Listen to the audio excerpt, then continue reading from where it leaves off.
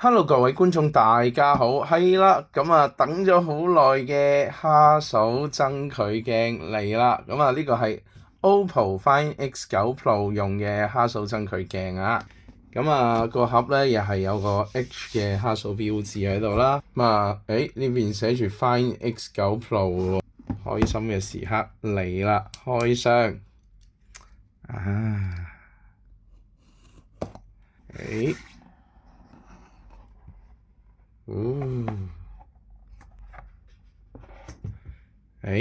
！Make your moment。咁呢度應該係張卡，掀開，咁見到啦，呢度咧係一個 Find X9 Pro 嘅一個磁吸式機殼啦。咁另外呢一盒啦，咁就係佢嗰支長焦增距鏡啦。呢盒應該係啲說明書啊，打開嚟睇睇。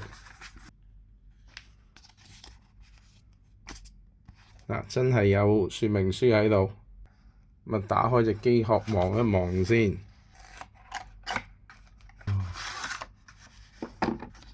好好質感喎呢隻殼。先唔講支鏡，淨係隻殼咧係靚仔，好靚仔隻殼。你見到啦，磁吸有個環喺度嘅，類似碳纖啦，或者叫海夫拉嘅材質啦。咁呢度有一個橙色點嚟點綴一下，你睇。哇，掂啊！如果就咁有得買呢隻殼都開心喎。呢隻殼靚喎，加埋有 OPPO 嗰個品牌名喺度喎，淨係呢個殼都正啊！咁當然啦，呢邊開口就開得大啲，如果呢邊開口開細啲仲更加完美添。哇，好有儀式感啊呢個！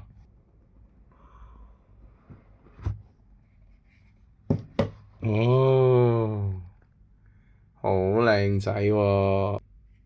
哇！真係似相機嗰啲喎，咁樣撳落去就攞到出嚟啦。唔撳咧，咁樣卡住啦。撳完之後咧，可以攞開，真係相機鏡頭蓋。靚嘢就一定要放大嚟睇嘅。同樣啦，滿滿嘅金屬質感真係金屬嚟嘅，當然金屬質感啦。呢度有個圈，疑似又係可以擰，實質又係擰唔到嘅。不過你話攞去揸住咧，成支鏡擰落去手機度咧，亦都係好啲嘅，絕手啲。咁有 OPPO 個標誌啦。咁你見呢啲位置咧，雖然冇乜用但係佢都做咗啲紋理喺度。咁成件事個質感咧就喺晒度啦。今次真係靚喎呢個。好，3.28x telephoto。另外有個蓋。係啦，用得長焦鏡咧，一定係擰落個蓋嗰度，跟住再將個蓋咧套落個手機嗰度嘅。個蓋咧都係金屬㗎，咁亦都係有返嗰啲材質同埋紋理，金屬材質嚟嘅。但係，咦，好 OK 喎！唔同角度之下，佢係有唔同反光嘅喎，兩組嘅鋸齒紋。係啦，分別喺唔同角度之下發光嘅。咁另外有佢嘅掣啦，有佢卡扣啦。咁呢個扣就扣住個手機用啦。背後啦，呢度係一個軟膠嚟嘅，絕手嗰啲軟膠。好，最後咧睇埋呢個。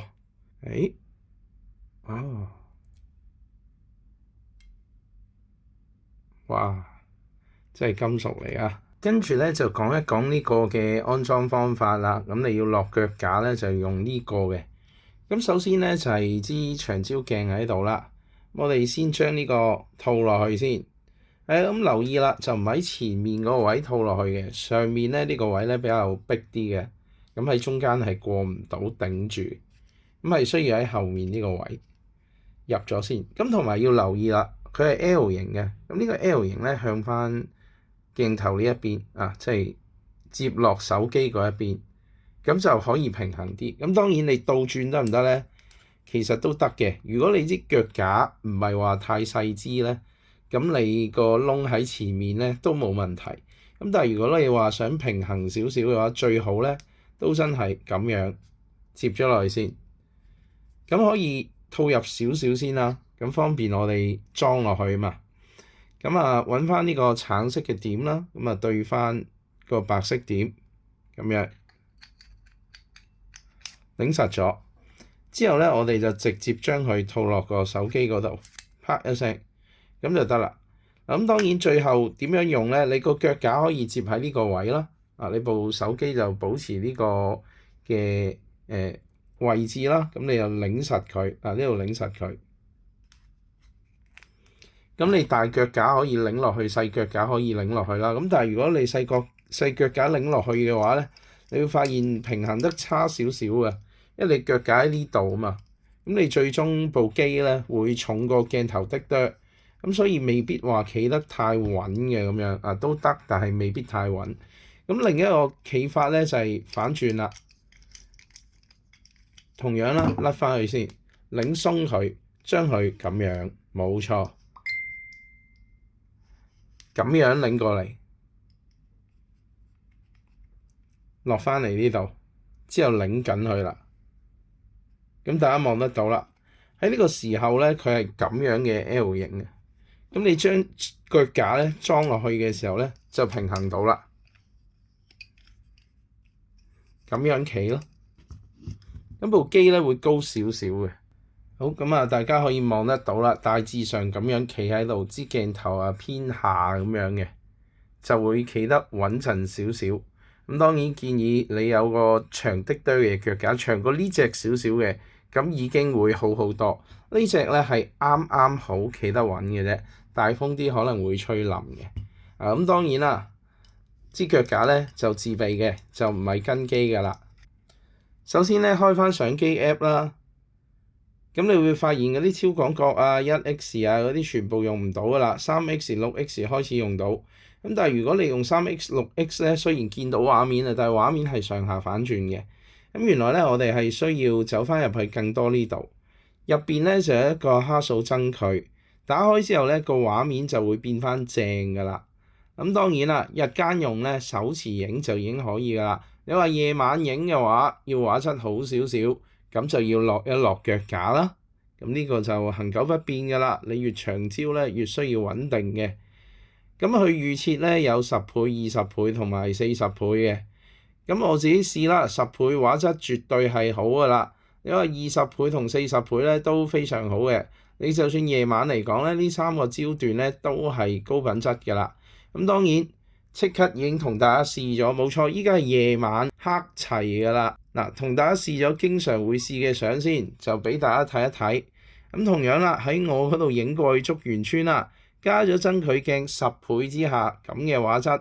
放大咧，其實你都已經見到竹園2個字啦。咁另外咧，你亦都見到呢度咧嗰啲橫條嘅紋嘅。咁10倍之下咧，畫質係非常好嘅。咁去到呢個咧就係20倍啊，460mm 嘅，大家望得到。咁原來咧個畫質都非常好嘅。咁進一步咧放大咗竹園2個字啦，咁啊中英文都見到啊。咁另外 link 嗰個字啊，領展嗰個字咧都係見得到嘅。咁同樣咧，啲橫紋位都係睇得到嘅。咁當然日頭影咧會再更加精彩一啲。咁呢個咧就去到呢個60倍㗎啦。咁直情唔使放大咧，已經見到竹園2個字添。我哋放大埋俾大家睇啦。嚟到呢個嘅倍數咧，依然係唔錯嘅畫質。link 都係見到嘅。咁但係領展嗰個字咧就真係會爭少少嘅，夜晚影啊嘛，始終都。咁但係你話會唔會俾軟件捽到乜都冇咧？唔會嘅。望到啦。咁當然啦，再誇張少少俾大家睇，影獅子山冇錯。我呢度咧不嬲都成日試影獅子山，咁仲要係夜晚影。咁當然啦，夜晚影上去漆黑嘅山咧就要落腳架啦，因為佢都會有2秒快門。咁呢個咧就咁影埋去，好似咧都唔係話特別誇張。咁但係下一張咧好誇張啦。呢個係20倍、40倍，喂，放大開始見真章。大家見到啦，仲有好多細節啊，影得好遠，仲有細節。好啦，再嚟呢個位置啦，繼續係呢個920mm，冇錯，影落呢個位，下一張咧，你見到咦有個光點喺度喎，咩嚟㗎？冇錯，係夜晚有人喺個山上面有盞燈喺度㗎。你見到呢度係咪有個人坐咗喺度咧？雖然唔係好清，咁但係成件事已經好誇張啦。夜媽媽 zoom 到920mm 之下，咁樣嚟影個山頂。日頭相咧就之後攞出嚟再試啦。咁今日我嘅分享咧就嚟到呢一度啦。鍾意條片嘅話，記得去點讚、留言、分享同埋訂閱返我嘅頻道。下次再見，拜拜。